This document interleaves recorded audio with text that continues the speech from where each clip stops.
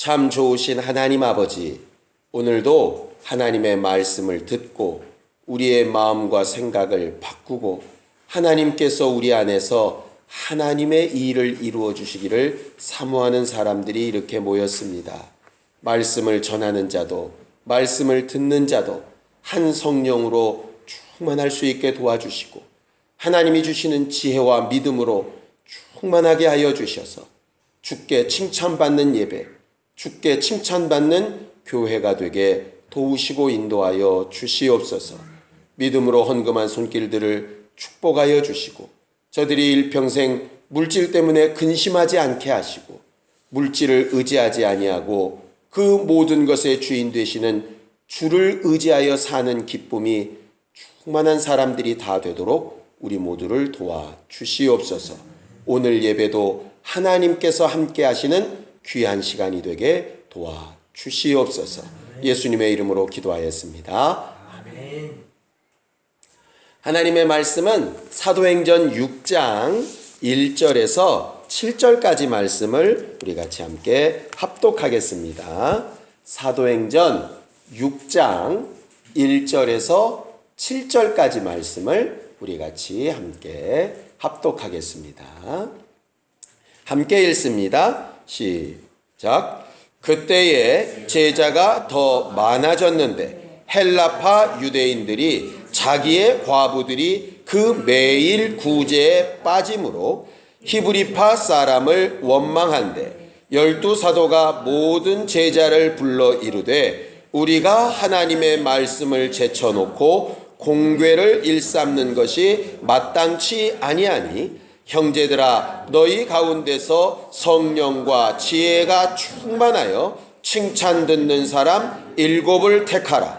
우리가 이 일을 저희에게 맡기고 우리는 기도하는 것과 말씀 전하는 것을 전무하리라 하니 온 무리가 이 말을 기뻐하여 믿음과 성령이 충만한 사람 스데반과 또 빌립과 브로고로와 니가노르와 디몬과 바메나와 유대교에 입교한 안디옥 사람 니골라를 택하여 사도들 앞에 세우니 사도들이 기도하고 그들에게 안수하니라. 하나님의 말씀이 점점 왕성하여 예루살렘에 있는 제자의 수가 더 심히 많아지고 허다한 제사장의 무리도 이 도에 복종하니라. 아멘.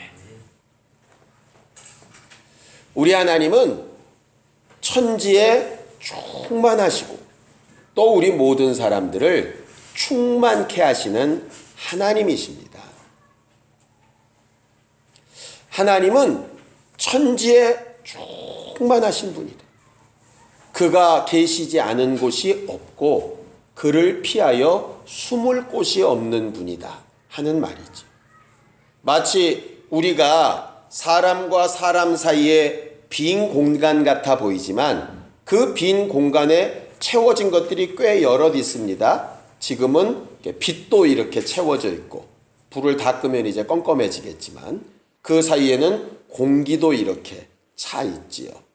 보이지 않지만 그 가운데 이렇게 떠다니는 먼지들도 이렇게 차 있습니다.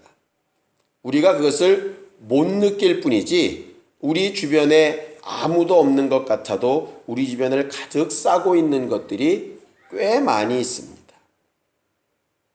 마치 그와 같이 하나님이 우리 안에 충만하시다. 우리와 함께 하시고 이 세상에 충만하시다는 것은 마치 그와 같은 것입니다.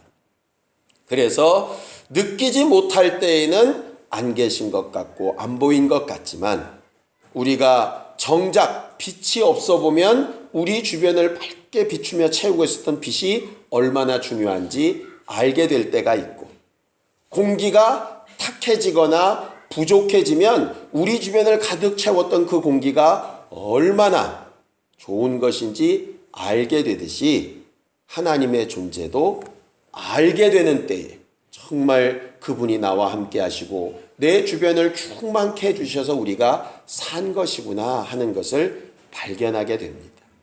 믿음은 그 사실을 좀 발견하고 기억하며 살자 하는 것입니다.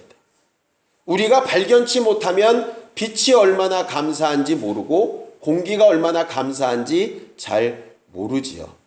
사람이 없어 보면 그 사람이 얼마나 귀한 사람인지 금방 알게 되는 것처럼 우리는 하나님을 인정하지 못하고 인지하지 못할 때는 그분이 얼마나 귀하고 감사하신 분인지 모르다가 그분을 알게 될 때가 되면 얼마나 하나님이 계신 것이 우리에게 감사하고 위로가 되는 일이고 힘이 되는 일인지 발견하게 되어집니다.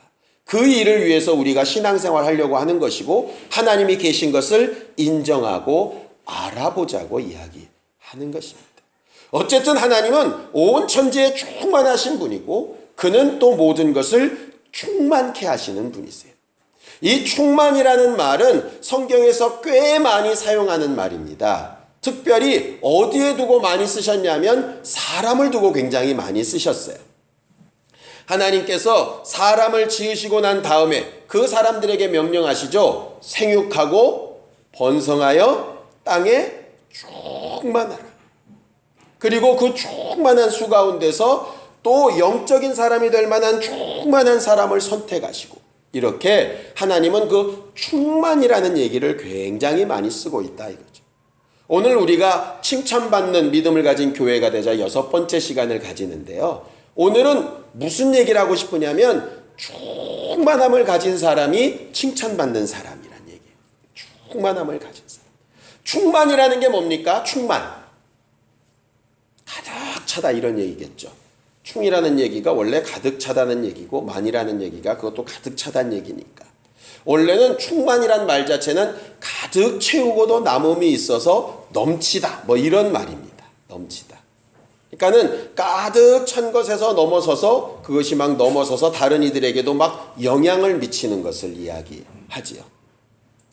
원래대로 되면 이렇게까지 가물지 않으면 각 댐마다 아니면 각 저수지마다 물이 충만해서 물이 가득 차니까 막 방류를 하고 이렇게 내보내야 정상 아닙니까? 그런데 요새는 너무 가물다 보니까 댐에서도 물을 안 흘려내려 보낸다면서요. 왜냐하면 내려보내버리면 가두어진 물이 없어서 정작 필요할 때 못 쓸까봐 안 한답니다. 충만하지 못하니까 흘러 떠내려 보낼 것이 없죠. 흘러 떠내려 보낼 것이 없으니까 뭐가 안 되겠습니까? 퀴즈입니다. 각 댐마다 물이 가득 차서 막 물을 흘려보내야 뭐가 생기는데 물을 못 흘려보내니까 안 생기는 게 있는 거예요. 전기가 안 생깁니다. 수력발전소가 돌아가야 되는데 물을 많이 못 흘려보내니까 전기가 부족해졌대요. 신기하죠? 비가 하나 안 오니까 모든 것들이 막 꼬여나가는 겁니다. 결국 충만한 상태에서는 넘쳐 흘러서 뭔가 다른 영향력들을 끼칠 수 있는데 충만하지 못하면 때로 다른 영향력을 끼치기가 어렵지. 우리가 다른 거 보지 말고 쉽게 건강을 봅시다. 건강. 우리가 충분히 건강한 사람이라면 남을 능히 도울 수 있습니다. 그런데 자기 건강이 충만하지 못하면 돕고자 하는 마음이 있어도 도울 수가 없지요. 우리가 제일 좋아하는 돈이 통장에 충만하면 그거 얼마든지 꺼내서 마음껏 쓸 수 있습니다. 그런데 충만하지 않으니까 항상 우리는 쪼들리죠. 계산하고 또 계산하고 이게 그 다음에 어떻게 될까 고민하고 이렇게 되는 거죠. 결국 충만할 때에는 특별한 고민이나 아픔이 많이 없는 것을 보게 되고요. 충만함이 이제 부족하게 되면 그때부터 고민하고 실망하고 걱정하고 괴로워하는 부분들이 생기는 겁니다. 엊그저께 시험을 이렇게 수능시험 본 친구들이 되게 많죠. 뭐 물수능이랬다 불수능이랬다 그래서 물에 빠졌다 불에 튀었다 왔다 갔다 했대요. 그런데 이런 걸 봤습니다. 공부를 굉장히 잘하고 시험을 잘 봐가지고 아주 시험 점수가 풍성하게 나왔어요. 그러면 걱정할 게 하나도 없잖아요. 그래서 어떤 친구 같은 경우는 낮은 데를 이렇게 지원했다가 시험을 안 보러 가는 거예요. 왜냐하면 거기 괜히 쳤다가 거기 합격하면 나중에 더 높은 학교를 못 가니까 얼마나 여유가 있는 거예요. 그런 거 딱 포기하고. 그런데 그게 충분치 않아가지고 턱걸이 하듯이 간당간당하면 여길 가면 될까 안 될까 그것 때문에 이제 막 고민에 또 고민을 이제 막 거듭하게 되는 거죠. 성경은 우리의 신앙생활을 가르쳐서 성경은 뭐라고 얘기하냐면 좀 풍성하고 충만한 신앙생활을 하라고 좀 그렇게 이야기합니다. 그러면 얼마나 복되겠습니까? 그래서 성경은 예수를 당해서 뭐라고 얘기하느냐? 예수를 봤더니 그 예수에게는 아버지의 영광이 있는데 그게 독생자의 영광이더라. 그 독생자의 영광을 가만히 살펴봤더니 은혜와 진리가 충만하더라. 이렇게 되어 있습니다. 그 은혜라는 얘기는 선물이라는 얘기고 값없이 베푸는 것이라는 얘기고요. 진리라는 얘기는 법이라는 얘기인데 법대로 완벽하다는 얘기입니다. 이 모든 것이 퍼 죽어도 남음이 있을 만큼 넉넉하신 분이 예수시더라. 이렇게 되어져 있어요. 그리고 나서 그 예수를 알게 하고 믿게 하기 위해서 쓴 이 성경을 왜 썼느냐? 요한일서 1장 4절에는 이렇게 쓰고 있습니다. 우리가 이 성경을 쓰는 이유는 너희 안에 주를 아는 기쁨이 충만하게 하기 위해서다. 이렇게 돼 있어요. 결과적으로 우리가 성경을 잘 안다 하는 사람들이 많고 하나님의 말씀을 잘 안다 하는 사람들이 많고 하나님의 뜻에 아주 능통하다 하는 사람들이 굉장히 많이 있습니다. 그렇다면 성경이 기록된 목적대로 뭐가 충만해야 되겠어요? 기쁨이 충만해야죠. 그러니까 성경 말씀을 아는 만큼 기쁨이 충만해야 되는 겁니다.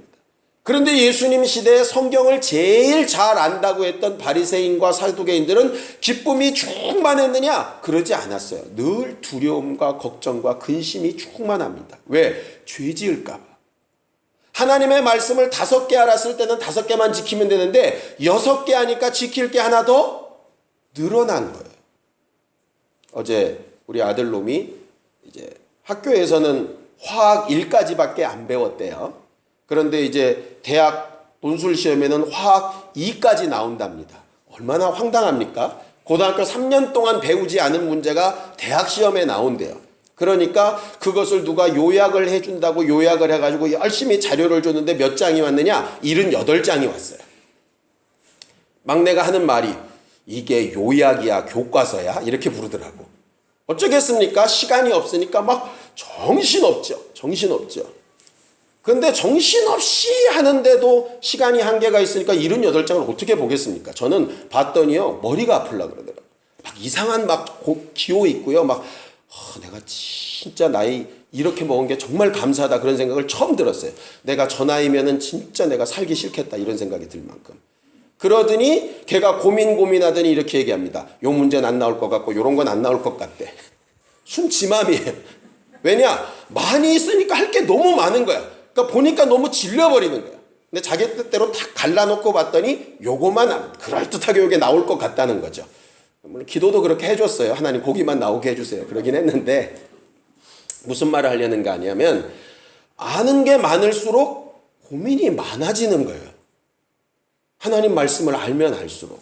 근데 원래 하나님의 말씀은 알면 알수록 고민이 충만하라고 된 게 아니라 기쁨이 충만하라고 되어져 있는 건데 알면 알수록 고민이 충만하거나 알면 알수록 성질이 이상해지거나 그러면은 성경을 제대로 잘 아는 게 아니죠. 실제로 보면.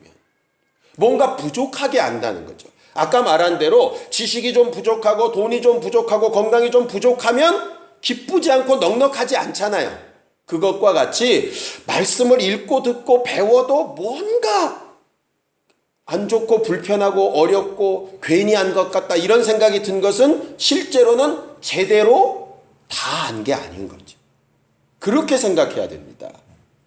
그런데 사람들은 남들보다 조금 더 안 거 가지고 나는 더 알고 쟤는 모른다고 이런 식으로 말들을 하더라고요. 하나님 입장에서 볼 때 충만이라는 입장에서 보면 99%나 98%나 똑같습니다. 다 똑같은 거라. 결과적으로 하나님께서 우리에게 원하시는 건 하나님의 말씀을 아는 것도 충만히, 또 그 알게 하시는 성령도 충만히, 또 그 결과로 기쁨도 충만히. 우리가 말씀대로 다 살아서 기쁨이 충만하란 얘기가 아니라 말씀은 알면 알수록 정말 그 말씀대로 못 사는 것 때문에 고민이 되는데 그 모든 고민을 예수께서 다 담당하시고 용서하셨다는 것 때문에 그 은혜의 기쁨이 충만하지 않겠느냐. 충만하지 않겠느냐. 하나 여쭤볼까요? 자꾸 이제 이번 한 주간 동안 내내 그 생각만 해서 예화가 계속 이 얘기밖에 안 나옵니다. 너무너무 똑똑한 아들, 너무너무 공부 잘해가지고 점수 기가 막히게 받아가지고 좋은 학교를 갔다. 그때가 기쁠까요?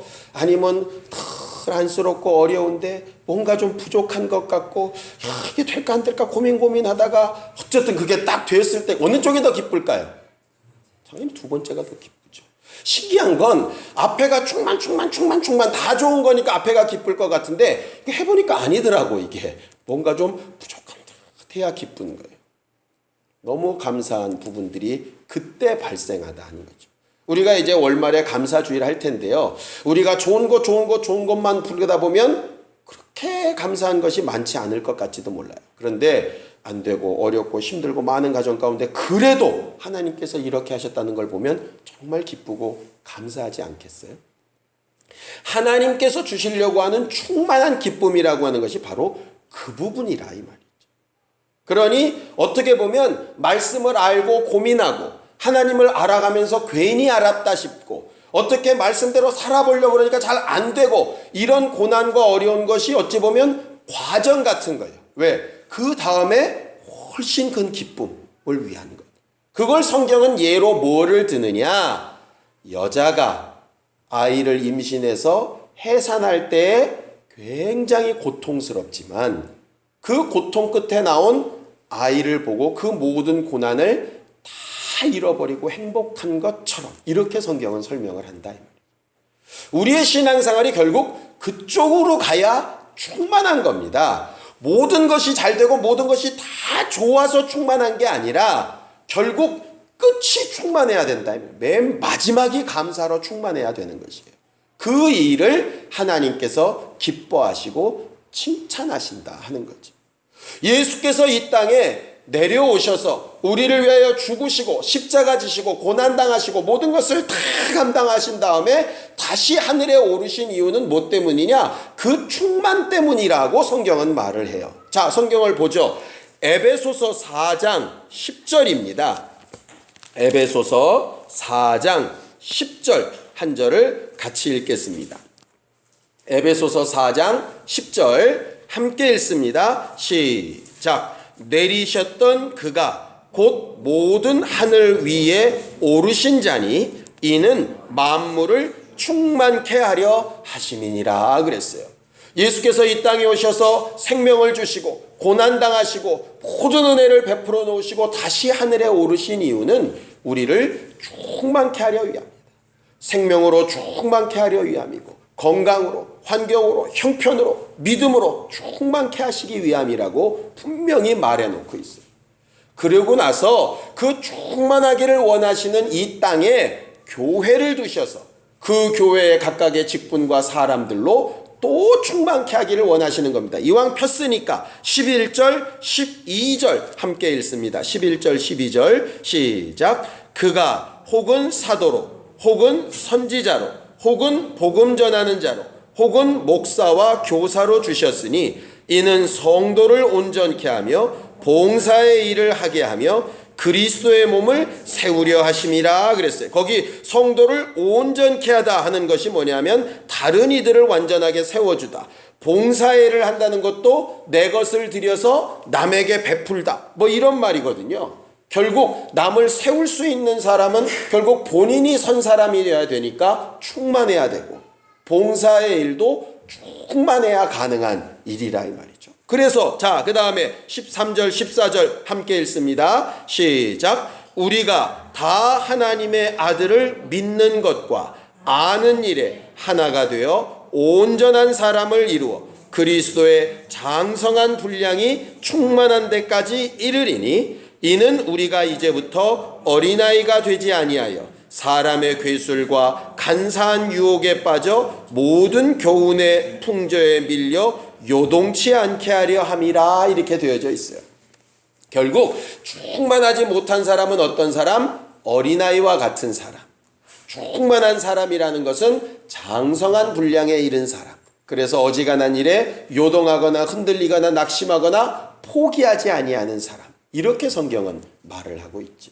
그렇게 충만한 사람이 하나님의 칭찬을 얻게 됩니다. 문제는 무엇으로 충만할 것이냐 하는 문제예요. 무엇으로 충만할 것이냐.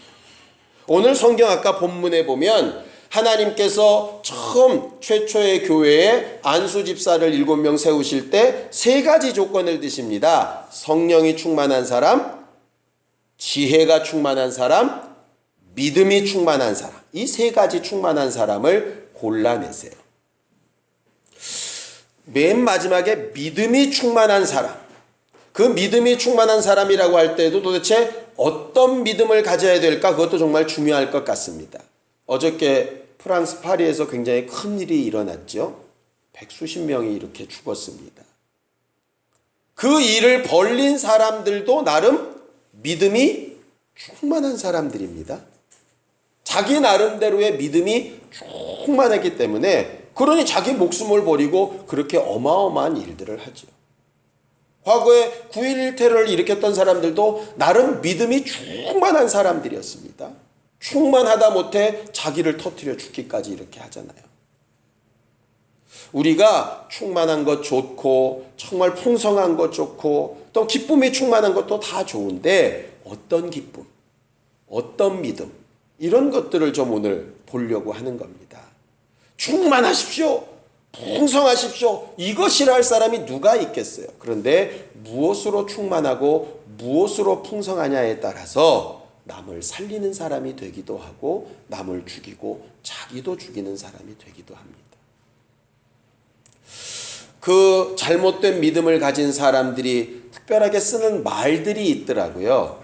뭐냐 하면 순교한다 이런 말이에요. 순교한다. 근데 성경은요, 순교한다는 말을 쓰지 않고 순교당한다는 말을 씁니다. 이건 굉장히 다른 말입니다. 순교를 당하는 것은요, 목숨을 내놓을 상황까지 이르게 되면 그냥 내 욕심을 부리지 아니하고 남을 위해서 내 것을 내어준다는 개념이고요. 순교를 한다는 것은요, 자기 목적이나 자기 믿음을 위해서 자기도 죽고 남도 죽고 뭐 이렇게 되는 걸 얘기하는 거예요. 그러니 굉장히 다른 의미가 있죠, 실제로. 오늘 성경 본문의 배경 얘기를 좀 하겠습니다. 왜 이렇게 성령과 지혜와 믿음이 충만한 사람, 칭찬받는 사람들이 필요했을까? 초대교회에 예수께서 죽고 부활하신 다음에 성령이 임하시고 큰 부흥의 역사가 일어났습니다. 어느 정도까지 부흥의 역사가 일어났느냐면 하루 만에 3,000명이 전도되는, 어마무지하지요? 3,000명이나 되는 사람들이 전도되는데 교회만 들려본 사람이 아니라 그 3,000명이 예수를 믿기로 작정하고 회개하고 침례받고 성령 받은 사람들이 하루에 3,000명이었다고 기록하고 있어요. 그러니 그냥 왔다가 구경한 사람은 얼마나 많았겠냐. 보통이 아니겠죠. 그러다 보니까 그 수많은 사람들 가운데 가난하고 먹을 것이 없고 힘든 사람들이 많이 있게 되었습니다. 성경은 분명히 이렇게 얘기합니다. 너희가 영혼의 생명을 전해줄 때에 그가 배고프면 먼저 육체부터 먹여놓고 하나님의 말씀을 전해라. 옷이 없어서 헐벗고 추워하고 있으면 말로 뭔가 위로하기 전에 먼저 입혀놓고 그 다음에 그들에게 복음을 전해라. 이게 성경이 가르치는 바예요. 왜냐하면 배고픈 사람을 앉혀놓고 맨날 얘기해봐야 그게 무슨 유익이 있겠습니까?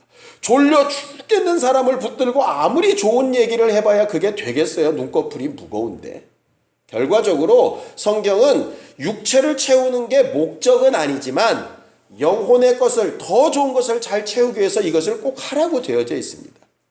그러니 교회는 그 일을 잘 하고 있었고요. 그 일을 위해서 여러 일들이 필요하니까 봉사자들도 필요하고 또 물질이 많이 필요하니까 자기 재산이나 땅이나 집을 내놓는 사람도 많이 있었습니다. 그것을 억지로 한 것이 아니라 정말 좋은 마음으로 그렇게 한 사람들이 많이 있었다는 거죠.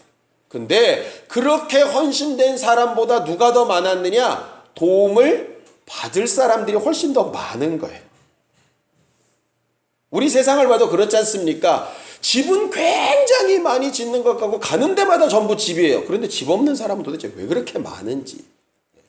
누구는 얼마 벌었대더라, 뭐 삼성이 무슨 뭐 몇 조래야, 이익이 얼마래더라, 그런 소리는 들리는데 왜 그렇게 가난한 사람은 많은지 참 신기할 노릇이긴 한데 어쨌든 그런 부분이 존재한다는 거죠. 그럼에도 불구하고 그 가운데서 막 이것을 나누다 보니까 본의 아니게 어려움이 생겼습니다. 가진 것은 적고 나눠줄 사람이 많으면 어쨌든 가치관에 따라서 우선순위를 정할 수밖에 없잖아요. 우리가 어떤 큰 불이 나거나 이렇게 되면 제일 먼저 여자와 아이들부터 이렇게 막 하는 게 우선순위 아닙니까? 그런 거.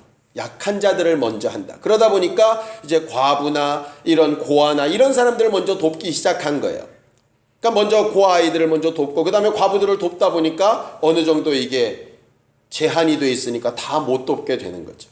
그러다 보니까 교회 안에서 불평과 불만이 생기기 시작했습니다. 처음에는 그런 것 없이도 예수 믿기로 잘 모였다가 도와주기도 하니까 너무 기뻤다가 있던 도움이 사라지니까 이제 그때부터 불평 불만이 되는 거예요. 원래부터 없었던 건데 있다가 없으니까 굉장히 불편해지는 겁니다. 그런 상황에서 사람들끼리 불평불만을 하다 보면 이게 공정하게 불평불만이 되는 게 아니라 항상 누구식으로 불평불만을 하죠? 자기식으로 불평불만을 해요. 그래서 유대인 중에는 두 가지 부류가 있는데 하나는 전통적으로 이스라엘을 떠나지 않고 그대로 혈통을 유지해 오던 유대인들도 있고 포로기 때 막 외국에 흩어져서 이민하여 살다가 돌아온 그런 유대인들도 있었습니다. 그것을 그대로 살던 유대인들을 히브리파 유대인이라고 부르고요. 여러 지역에 흩어져 살다가 돌아온 고향으로 돌아온 유대인들을 헬라파 유대인이라고 불러요. 그러니까 헬라파 유대인들은 헬라 말을 많이 쓰고 헬라의 문화에 이렇게 젖어 있죠. 이방 문화에 젖어 있다 이 말이죠. 그러다 보니까 실제로 그랬는지 자기들이 느끼기에 그랬는지는 모르겠어요. 그런데 어쨌든 히브리파 사람들은 큰 불만이 없는데 헬라파 사람들이 불만이 생기는 거예요. 자꾸 자기네 파 과부들만 구제해서 빠지는 것 같다는 거예요. 모자라는 거 항상 히브리파이들이 지들 식구들만 먼저 챙기는 것 같은 거예요. 이게 아까도 말씀드렸지만 진짜 그랬는지 아닌지는 성경의 기록이 없습니다. 근데 어찌 보면 자격지심일 수도 있고 어찌 보면 유대파 히브리인들이 그렇게 좀 그런 뉘앙스를 풍겼는지도 모르겠어요. 그러다 보니까 마음이 막 안 좋아지는 거예요. 마음이 안 좋아졌는데 그 일을 나눠주던 일들을 누가 했냐면 사도들이, 지금으로 따지면 목사들이 직접 하다 보니까 목사들이 막 음식을 먼저 나눠주는데 누구는 먹고 누구는 못 먹었어요. 그런데 올라가서 말씀을 막 전해요. 받아 먹은 사람은 은혜를 받을까요? 못 받을까요? 은혜를 많이 받죠. 우리 목사님 너무 훌륭해 이러고 있어요. 그런데 못 먹은 사람은 밥도 못 주면서 이러면서 이제 은혜가 안 되는 거죠. 이게 아까도 얘기한 것처럼 영적인 영생을 잘 사모하기 위해서 먹이고 입히고 돕는 게 필요한 건데 그것 때문에 마음이 상해버리니까 이 일이 잘 안 되는 거예요. 그러니까 사도들이 지도자들을 모읍니다. 야, 니들 그런 식으로 살면 안 돼! 이렇게 야단치는 게 아니라 그 사람들을 다 불러 모아요. 지도자들을. 우리가 이거 어떻게 쓰면 좋을까? 그러면서 그럼 이렇게 나눠주는 일을 하는 사람들을 고르자 이렇게 한 거예요. 자, 묻습니다. 물질은 적고 나눠줄 사람들은 되게 많습니다. 거기에 사람들을 세워서 이 일을 담당하게 하려고 합니다. 뭐가 충만한 사람을 고르면 좋을까요? 우리 같으면, 저 같으면 돈이 좀 많은 사람을 고르겠습니다. 왜? 이게 다 돈이 부족해서 생긴 일이잖아요. 그죠? 그러니까 그 일을 세울 때 돈 많고 집 있고 땅 많은 인간들을 좀 세우겠어요. 그러면 지들이 욕 먹기 싫어서라도 지들 걸 좀 내놓겠지. 예? 아니면 능력이 많아가지고 막 다른 사람들도 막 끌어당겨다가 막 이렇게 기부를 받아가지고 막 할 수 있는 이런 사람. 이왕 충만한 걸 고르려면 돈이 충만한 사람, 능력이 충만한 사람, 아니 그것도 안 되면 아주 주먹이 충만한 사람. 그래서 그 사람 딱 한번 째려보면 아무도 찍소리 못하고 불평불만 못하게 이런 사람들을 딱 세워놓으면 교회가 일이 편할 것 같잖아요. 그런데 성경은 정말 이상하게도 돈이 충만한 사람, 능력 충만한 사람, 힘센 사람 이렇게 돼 있지 않고 성령 충만한 사람, 지혜가 충만한 사람 이렇게 돼 있더라고요. 왜 이럴까를 아침까지 고민을 해봤어요. 물론 하나님이 우리보다 생각이 작아서 그러진 않으실 텐데 그래놓고 어느 한순간 딱 사건이 떠오르는데 어떤 사건이 떠올랐냐면 오병이어 사건이 떠올랐습니다. 오병이어 사건이. 예수께서 복음을 막 전하시는데 수많은 사람들이 모였습니다. 그들이 며칠 동안 예수를 따르다 보니까 밥을 못 먹었어요. 똑같은 상황이죠.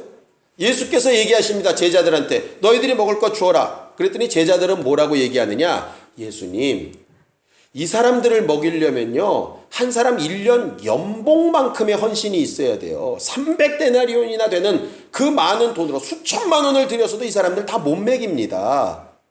지금 어디 가서 수천만 원 돈 가진 사람을 불러올 거며 그런 사람이 또 그 돈을 내놓겠습니까?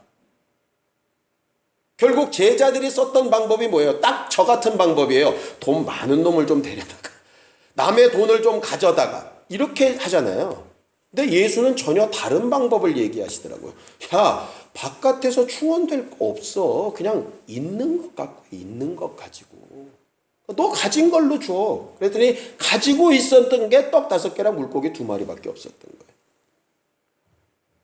이것 가지고 뭘 할 수 있겠습니까? 그렇죠. 그거 갖고는 안 되죠.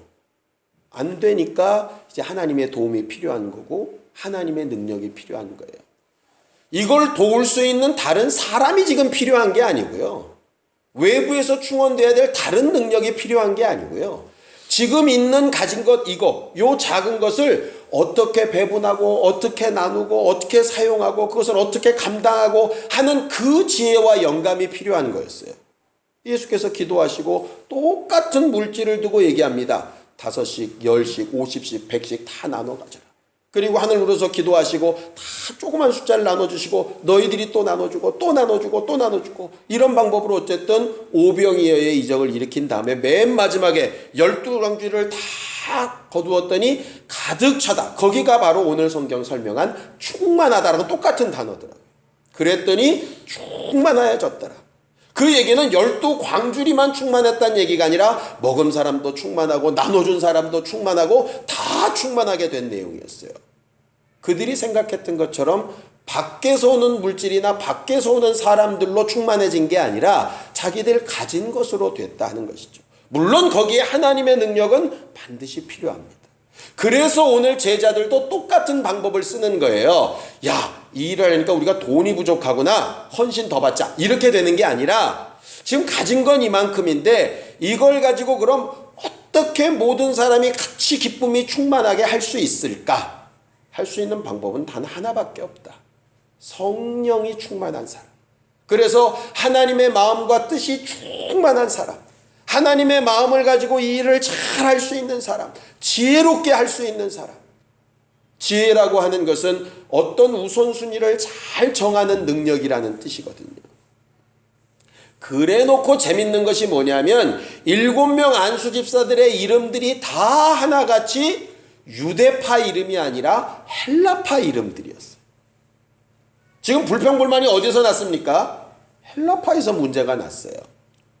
그러니까 헬라파 사람들의 리더들을 골라가지고 너희들이 그들의 마음을 위로하고 이것이 공정하게 된다는 것을 알게 하라는 거예요.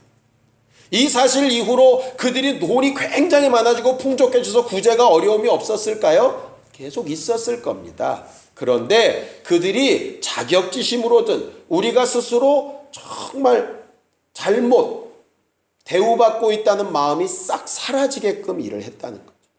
그 일로 인해서 사람들이 다 다시 기쁨이 회복되고 충만케 되어졌어요. 물론 그 가운데는 그것 때문에 헌신되는 감동이 되는 사람도 있었겠죠.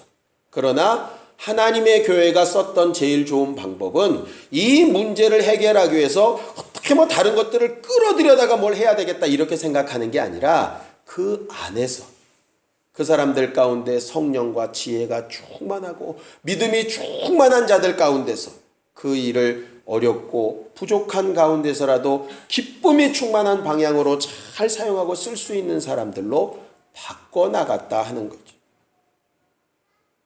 그 결과가 어떻게 나타나느냐? 그런 일들이 계속되고 반복되다 보니까 그들을 비난하고 욕했던 제사장들까지 나중에는 다 교회로 또 예수를 믿는 일로 이렇게 되어져서 왕성함이 더 크게 되어지고 제사장의 무리들까지 복종하게 되었더라, 그렇게 말하고 있어요.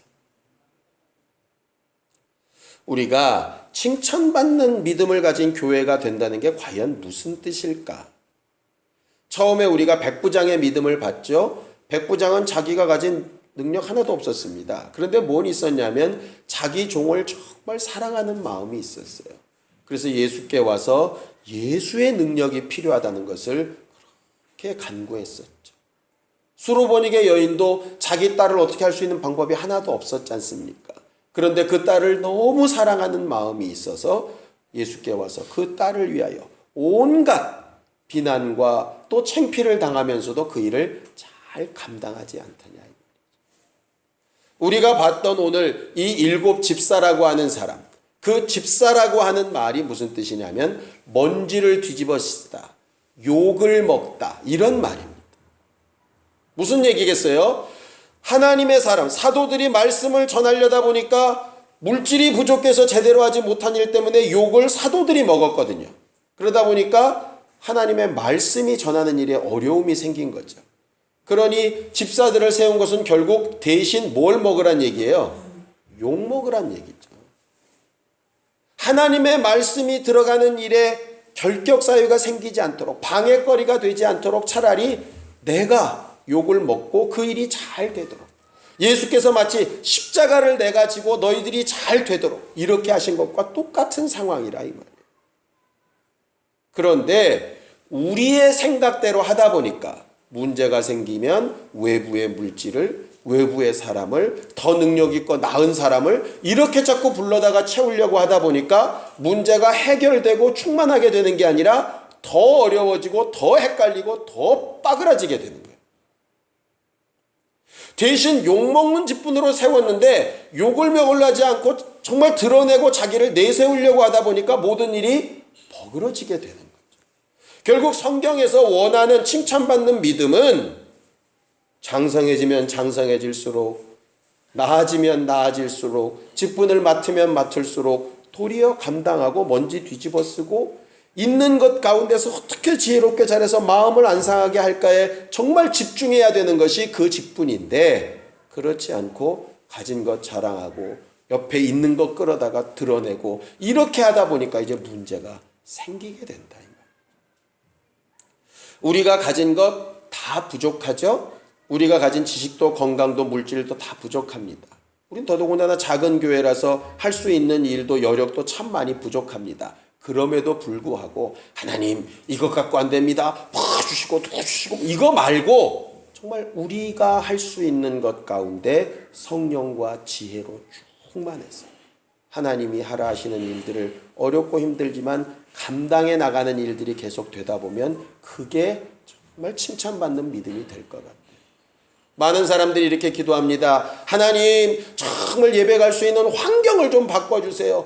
물질 많이 얻을 수 있는 직장을 좀 바꿔주세요. 하나님 뭐 이렇게 되면 이런 사람들을 좀 붙여주세요. 물론 그것도 기도 응답될 수 있을 겁니다. 그런데 그것보다 더 중요한 게 뭐냐면 그런 환경이 아직 있기 전에 지금 내게 있는 것 가지고 어떻게 성령과 지혜가 충만해서 그 일을 할까? 그것부터 시작하면 좋을 것 같아요. 직장이 바뀌고 물질이 더 많아지고 해가지고 하는 거 참 좋은데요. 그 이전에 그럼 내가 있는 것 가지고 할 수 있는 제일 큰 지혜와 성령 충만한 부분이 어떤 부분일까? 그거 찾는 게 정말 칭찬받을 일일 것 같다. 여러분들 자녀들을 생각해 보세요. 자녀들 가운데 자녀들이 계속 환경 탓하고 학원 못 간 거 탓하고 뭐 하는 거 탓하고 그런 것만 됐으면 잘할 수 있을 거라고 그렇게 얘기할 때 정말 칭찬할 만 하겠습니까? 내가 봐도 정말 부모로서 해준 것 없고 도운 것 없는데 있는 그 가정 가운데서 어떻게 해서든지 뭔가 좀 해보려고 몸부림치는 그 모습이 칭찬받을 만 하겠습니까? 어떤 거겠어요? 당연히 하나님께서 칭찬하시는 믿음은 두 번째 부분이죠. 생각하는 것만 많고 바라는 것만 많으면 결국 불평불만밖에 나올 게 없습니다. 감사는 연약하고 부족한 가운데도 성령과 지혜로 충만해서 하나님이 일하시는 기쁨으로 충만케 되기를 사모하는 게 정말 중요한 부분이겠죠. 예수께서 그렇게 하셨고 성령이 그렇게 하라고 우리에게 말씀하고 계신 것을 기억해서 우리는 이번 한 주간 동안도 그렇게 살 수 있는 사람들이 되기를 원하고 우리에게 있는 것으로 주를 위하여 또 주께서 맡기신 사람들을 위하여 넉넉히 나누고 베풀 수 있는 신령한 사람들이 될 수 있기를 예수님의 이름으로 축원합니다. 시간 예수의 한번 부르고 간절히 같이 기도할 때 내게 있는 것으로 정말 하나님의 일을 잘 감당할 수 있는 신령한 믿음의 사람, 성령과 지혜와 믿음으로 충만한 사람, 그래서 모든 일에 하나님의 마음에 합하게 일할 수 있는 사람 되게 해달라고 충만한 것으로 역사해 주시옵소서. 예수의 한번 부르고 간절히 같이 기도하겠습니다.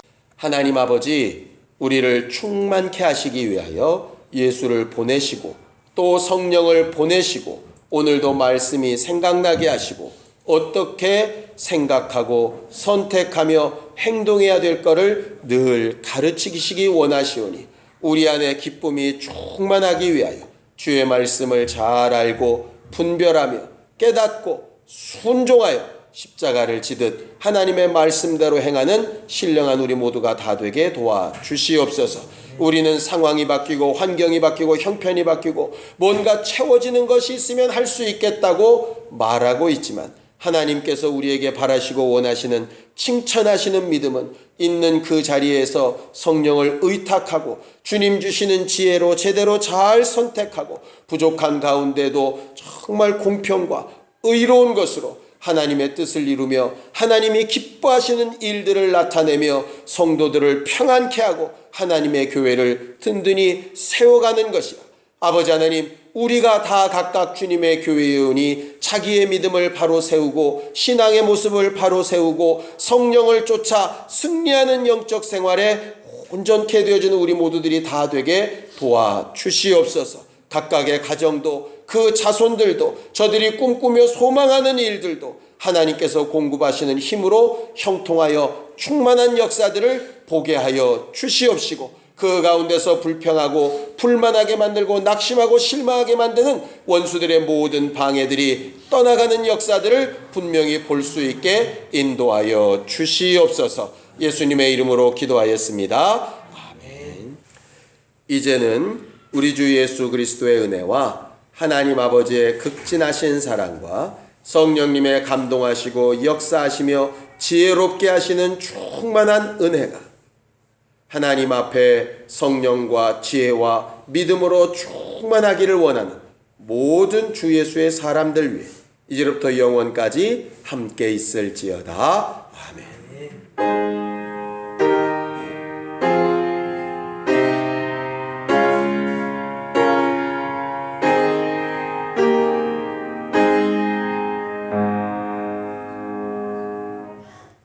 우리 예배 받으신 하나님 앞에 감사하는 박수 끝내겠습니다. 수고하셨습니다. 감사합니다.